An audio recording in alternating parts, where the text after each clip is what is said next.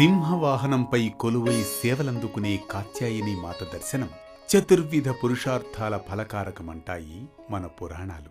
శరన్నవరాత్రుల్లో కాత్యాయనిగా శ్రీశైల భ్రమరాంబిక 4 చేతులు, వరద అభయ హస్తాలతో ఖడ్గం చేతపట్టుకుని సింహవాహనంపై దర్శనమిస్తుంది.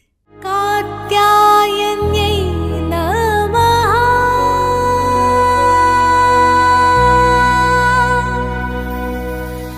కాత్యాయని అంటే మహా తేజస్సు కలిగినది అని అర్థం. ధర్మార్థ కామమోక్షాలకు అధికారినైన కాత్యాయని మహిషాసుర సంహారంలో దుర్గాదేవికి సహాయం చేసిందని స్కాంద పురాణం చెబుతోంది.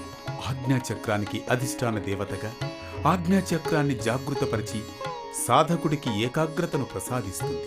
అందుకే ఈ అమ్మవారిని ఆరాధిస్తే విద్యార్థులకు తెలివితేటలు పెరుగుతాయి. అవివాహితులు పూజిస్తే వివాహానికి ఎదురైన ఆటంకాలు తొలగిపోతాయి. ఎరుపు రంగు పుష్పాలను సమర్పించడం వల్ల వివాహ సంబంధిత సమస్యలు తొలగిపోతాయి. అలాగే బియ్యంతో చేసిన వంటకాలను నైవేద్యంగా సమర్పించాలి. పూజ తర్వాత హారతి ఇవ్వాలి.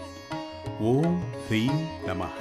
చంద్రహాసోజ్వలంకార శార్దూల వరవాహన కాత్యాయనీ శుభం దద్యాత్తేవి దానవఘాతిని.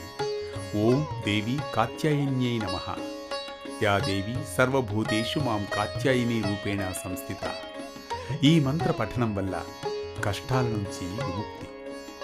పూర్వం కథ అనే మహర్షికి దేవి ఉపాసన వల్ల ఒక కుమారుడు కలుగుతాడు. చిన్నతనం నుండి తండ్రి వద్ద భక్తిని అలవరుచుకున్న ఆ కాత్యాయనుడు అనే కథ కుమారుడు గొప్ప తపశ్శక్తి సంపన్నుడు. దేవి భక్తుడు కావడం చేత దేవిని పుత్రికగా పొందదలచి గొప్ప తపస్సు చేస్తాడు. దేవి ప్రసన్నురాలై మహర్షికి పుత్రికగా జన్మిస్తుంది. కాత్యాయనుడికి పుత్రికగా జన్మించడం వల్ల ఆ తల్లి కాత్యాయనిగా పేరుగాంచింది.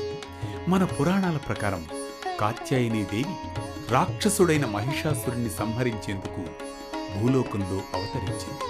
ఇది శరన్నవరాత్రులలో కాత్యాయనీ దేవి వైభవం. మరో భక్తి రాగం ధర్మదీపంతో మళ్ళీ కలుద్దాం రేపటి పరమార్థం.